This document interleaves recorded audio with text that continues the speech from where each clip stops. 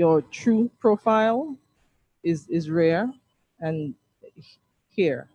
And so when other social sites, social news sites afford certain opportunities for anonymity and different names, and uh, they make good use of those and speak a bit more of their truth, and we monitor those things and bring it to the to the forefront of discussion, and do a bit of reputation management as well. But it would be hard to respond and react to every single thing.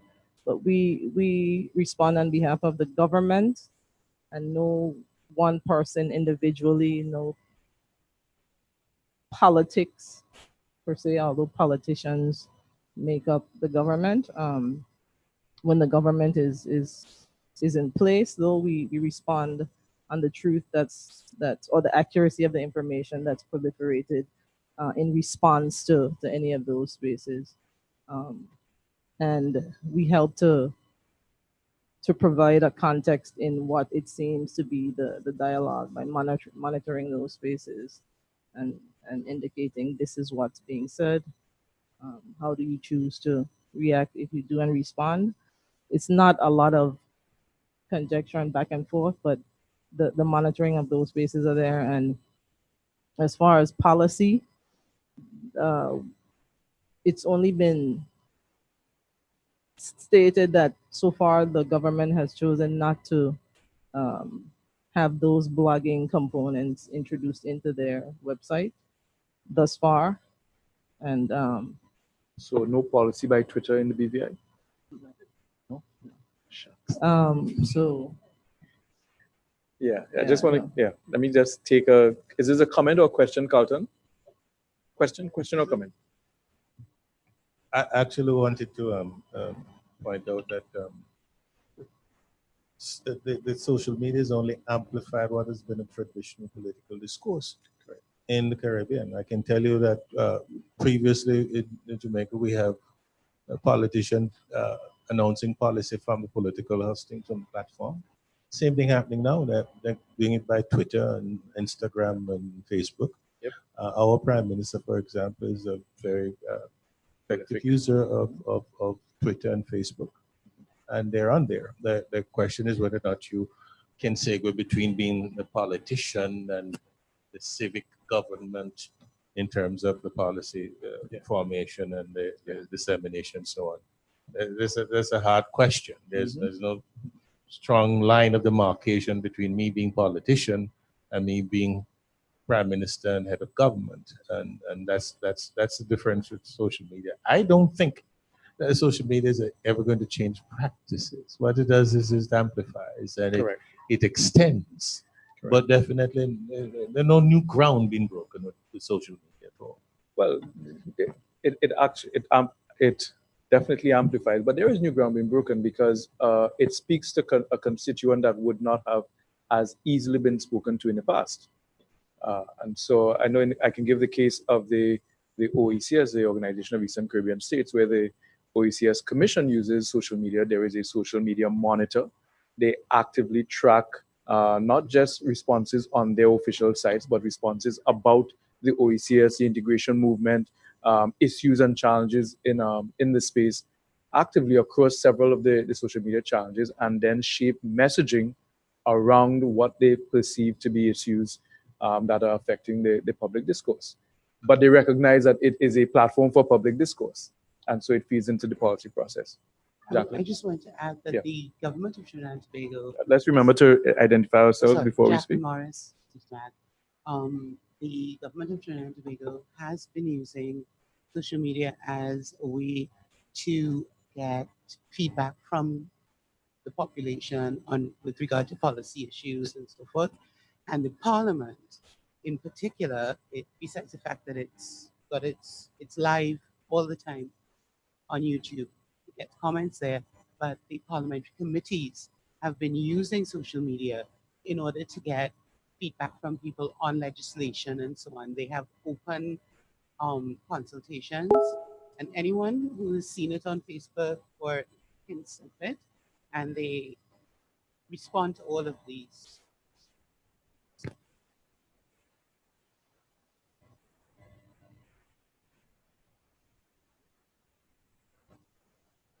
Great. Let me get some more feedback from the audience. Any other questions or comments? Yes, Rudy, and then Desiree.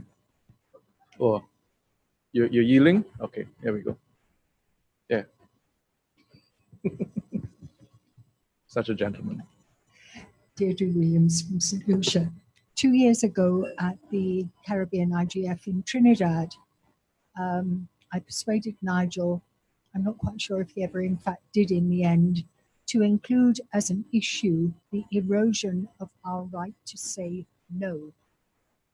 I have a very strong impression still that peer pressure is one of the things that is being exaggerated, made greater by Facebook, so that you can't not be on it. I'm not on it, but I bet I'm in the minority in this room because you can't not be on it.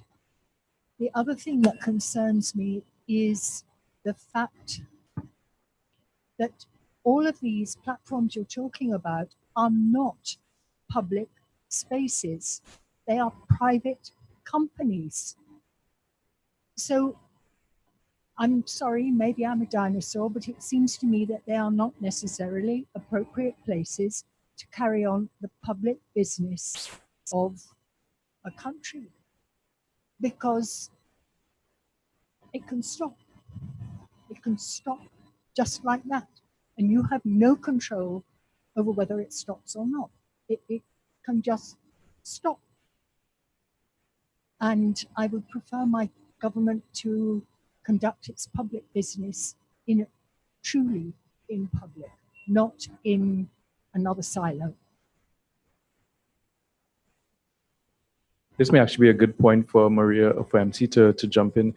It has been said that Facebook knows more about the people of the Caribbean than the people of the Caribbean know about themselves.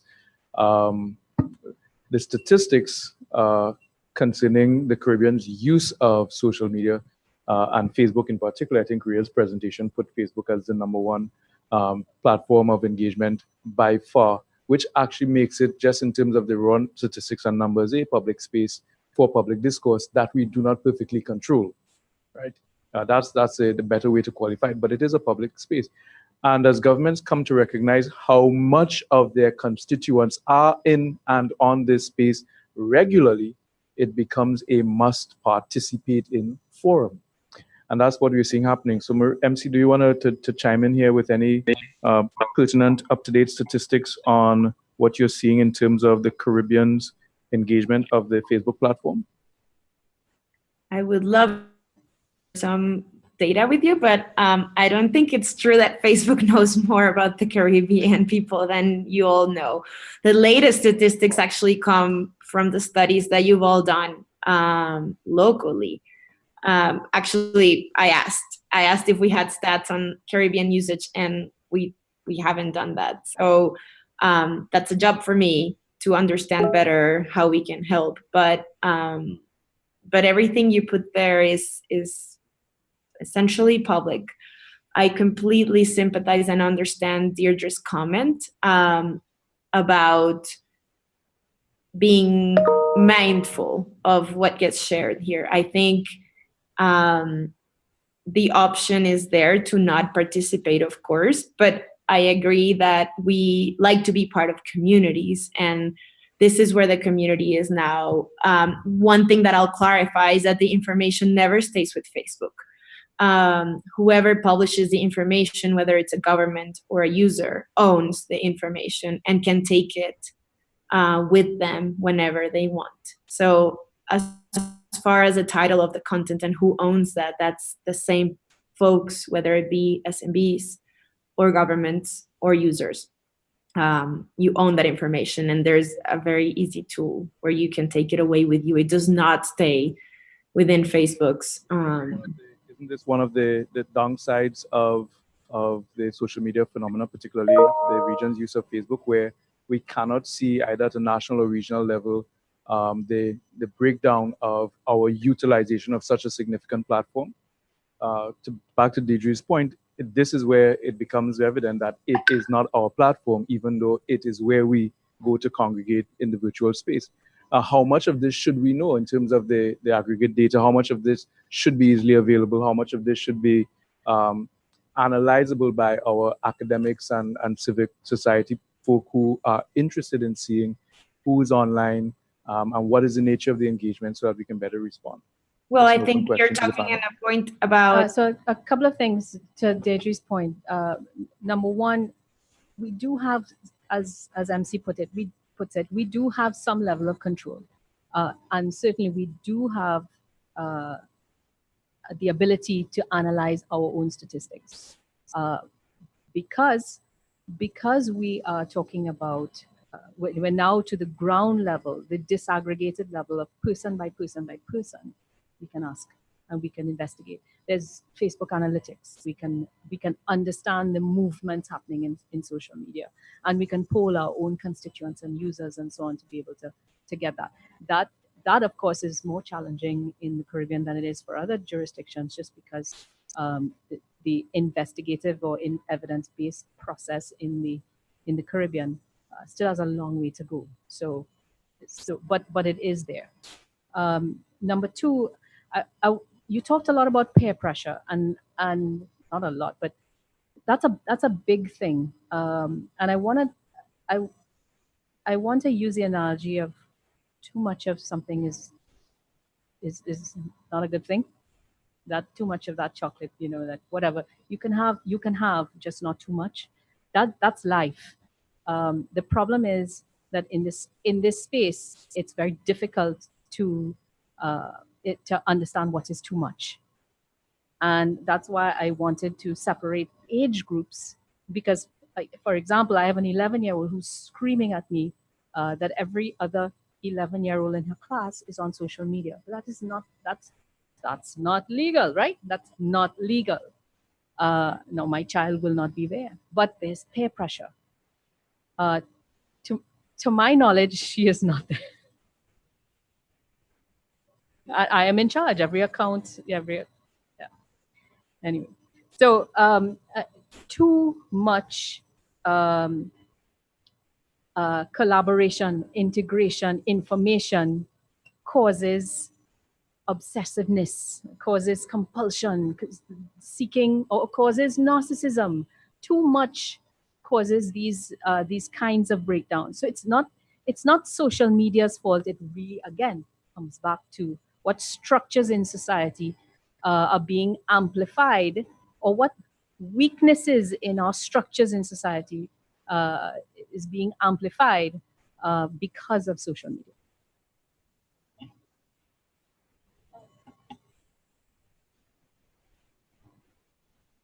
Yeah, this relates to Rudy Daniel. Relates to erroneous information. I think, Bevil, you were talking about illicit photographs of children being put online, etc., etc. I really wanted to know if there is any data protection legislation within the Caribbean or planned which would allow the right to be forgotten, for example, or even removing, you cannot find it in a search engine, which is perhaps, the most reasonable way of attacking it. So is there any legislation currently? Or not that I'm aware of, but we have some others in the region, representing the region, who can chime in. For data protection, the ones that exist do not have that right to be forgotten. That came out of European experience, but I'm thinking the structure of the internet and the way it is make that a little bit cockeyed.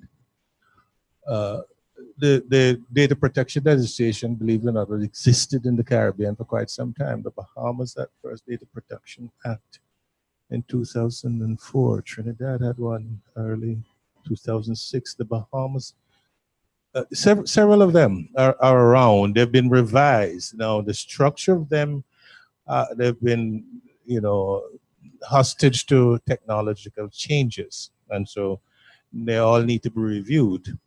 And most governments are now in the process of reviewing Data Protection Act. We just put in the Parliament in Jamaica our own version of data protection. What I would urge all of you to look at is the framework in which the data protection laws, the bills have been circulated. Make sure if this is one area where the multi-stakeholder practice becomes practicum, you need to become involved in the conversation about data protection, because it goes to the areas of privacy and what is allowed in terms of behavior online and so on. It is very important for us to engage in all of the developments in data protection legislation around the region. I urge all of you to take a look. Very important point. Let's take some feedback from online, and then Albert. Online? Online. Yeah. Can we get them on the house speaker?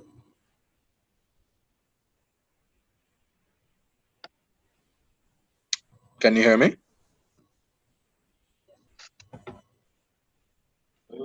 Can you hear me? Yes. You have it. Yes, we can hear you. Carry on.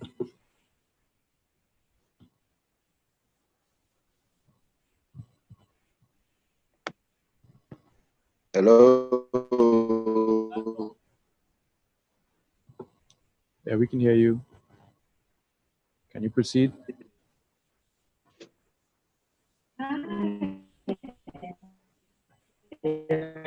Yes, please proceed. Right.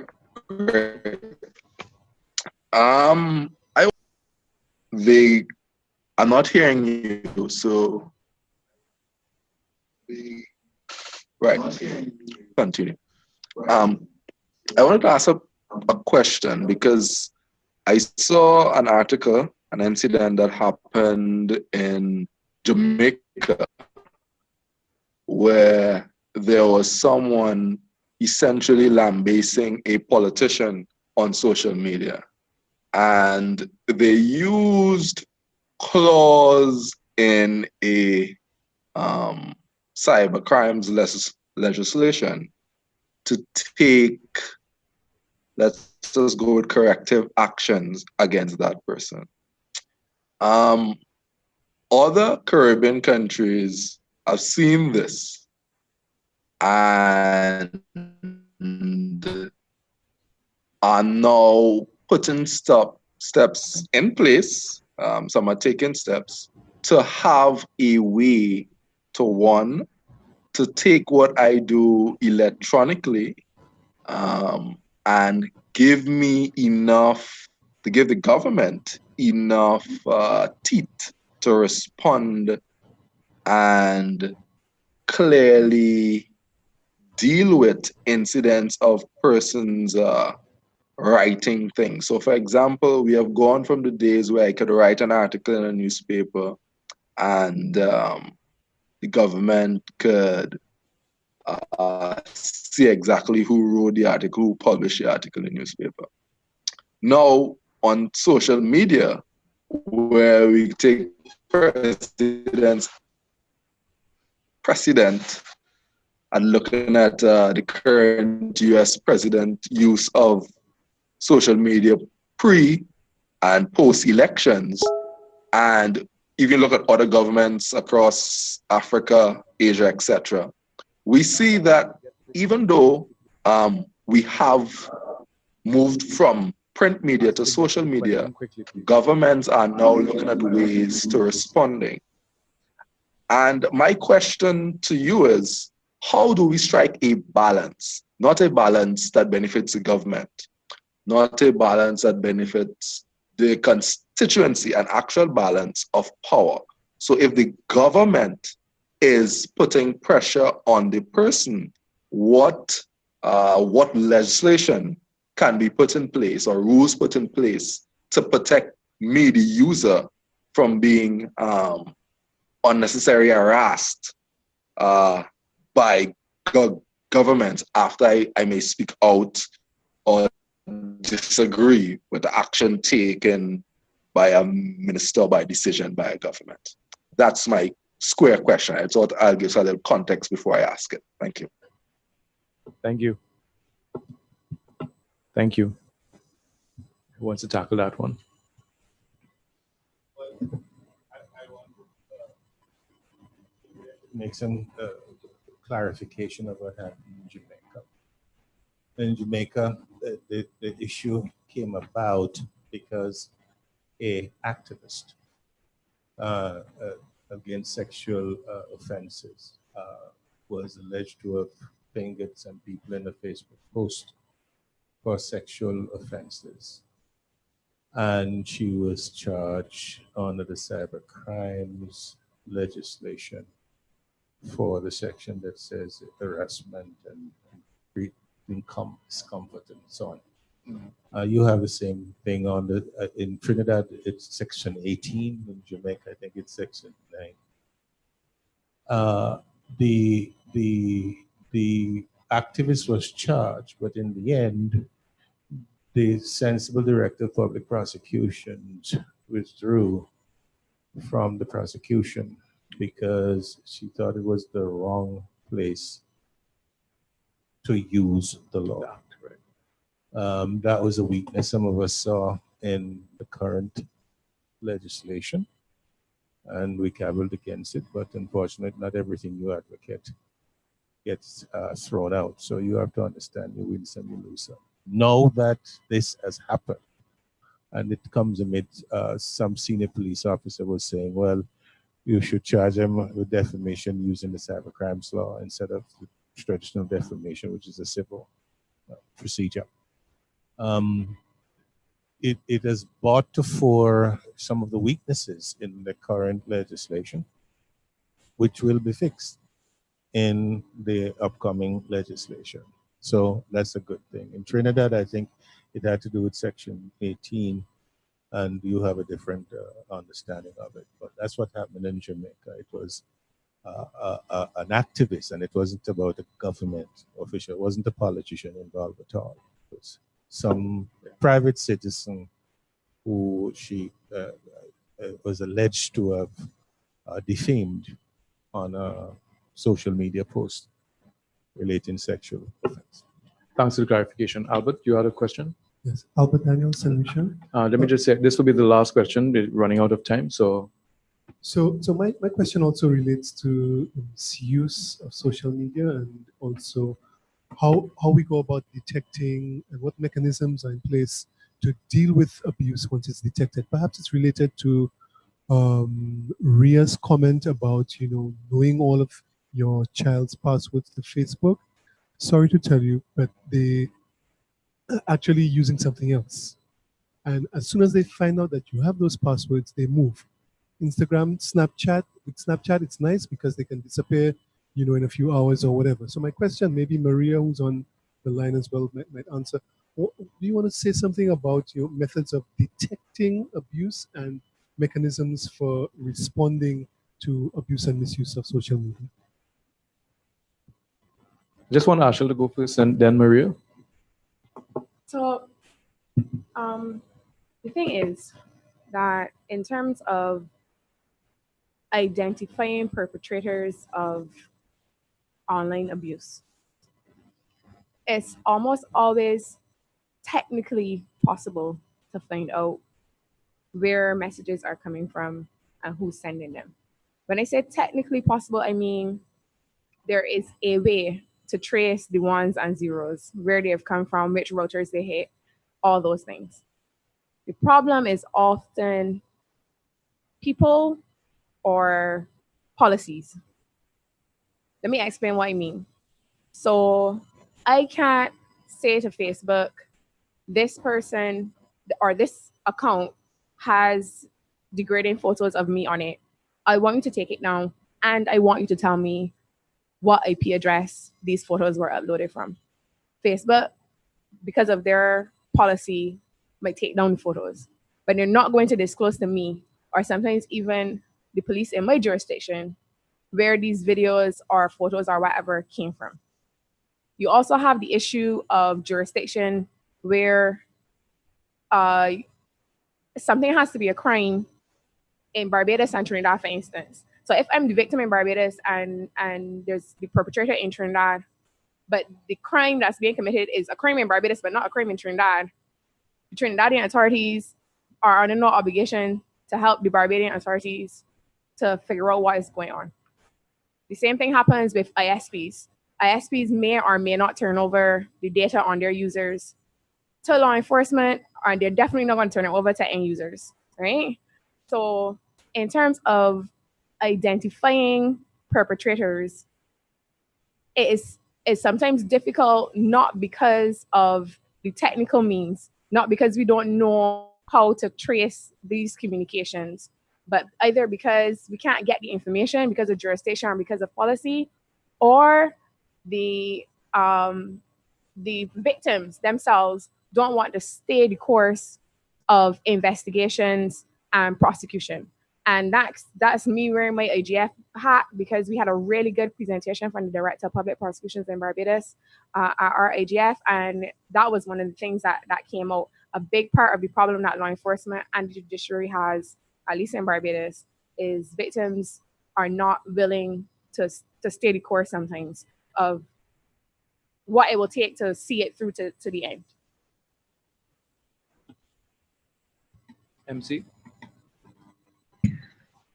Well, as far as identifying problems on the platform, we rely on the community, we rely on our users for reporting. And it's important to know that every report that gets away is reviewed by a human, okay? There's a lot of myths out there that the reports don't get reviewed by human beings, but they do, all of them. Sometimes you'll get a flow in the report that says, hey, if you're reporting this, take a look at these security measures and try to implement them and whatnot. But as soon as you hit submit, you're submitting a report to Facebook, it'll get looked at by our team who reviews thousands and thousands of reports a day from all over the world.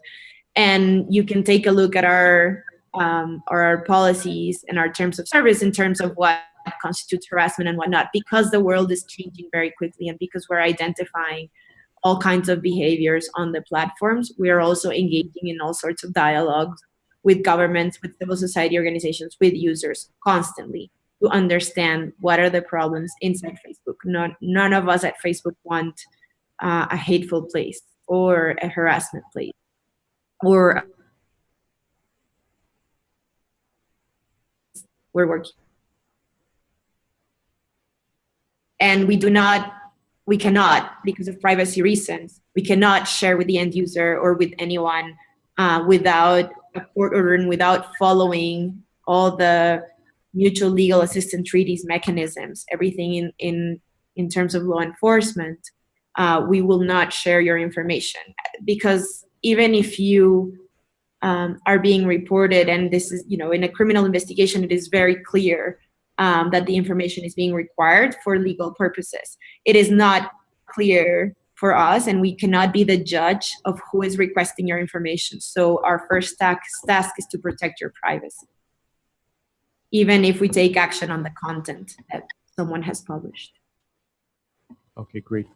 I'm going to give the panelists each 1 minute to give their closing remarks or comments, perspectives, and then we'll call this panel close.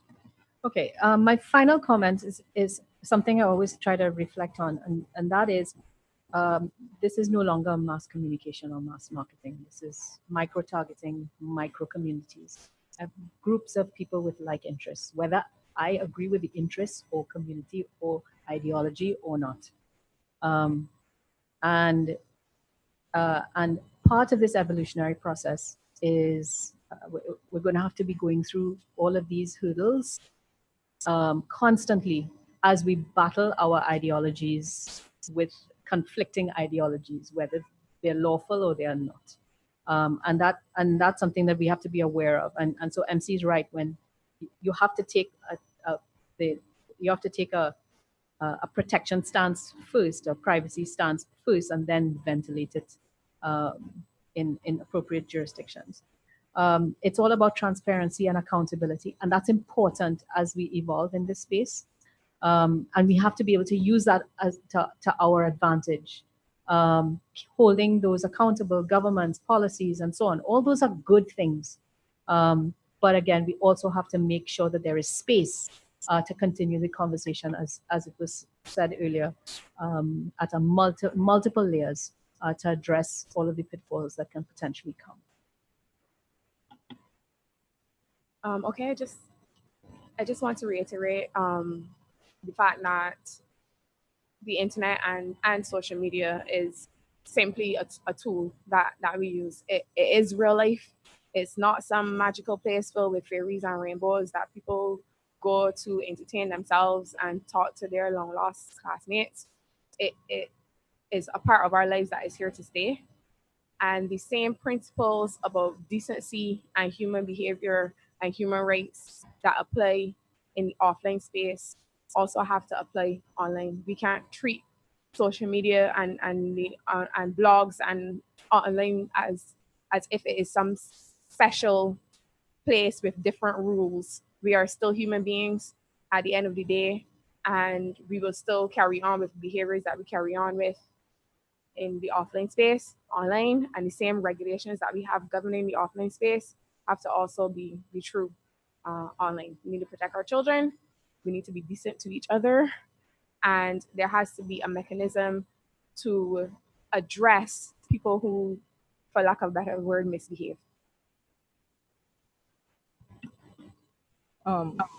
As it relates to the perspective of the government of the Virgin Islands, we see the social media as a very beneficial space to exist in.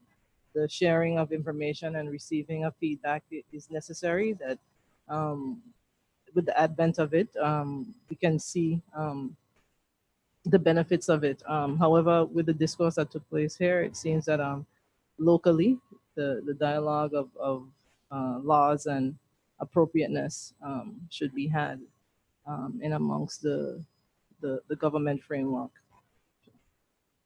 MC? I'll just say that I very much look forward to exploring partnerships with several of you in the Caribbean in the coming months and years to increase the good part of the community, being part of this global community with Facebook. I appreciate the opportunity. Look forward to your questions if you have any afterwards. Okay, thank you. And for my part, I just want to reiterate something Carlton said, which I think really comes to the root of why social media has to be part of the Caribbean Internet Governance Forum conversation. And that is all of these things point to areas where policy changes and policy interventions can help protect, support, and advance the Caribbean development agenda. I think it's important for us to distill out of the conversation what those issues are, the issues related to privacy, issues related to defamation, child protection, data integrity, and so on, that all represent areas of focus that have to be part of a multi-stakeholder, and here's that word again, conversation. For the folk from BVI, I think this is an excellent example of why having a national Internet Governance Forum would be a useful thing in terms of accelerating the local movement toward treatment of some of these issues.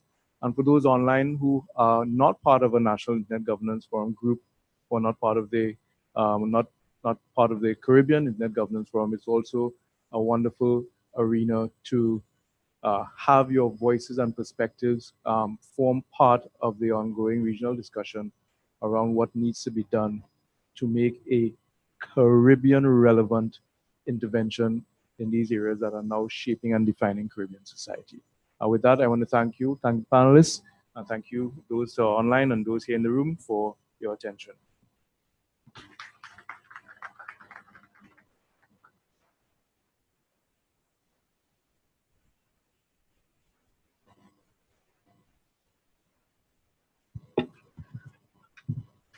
All right, folks, we'll take a 15-minute break, come back at 3:30, and we'll do a little workshop activity where we look at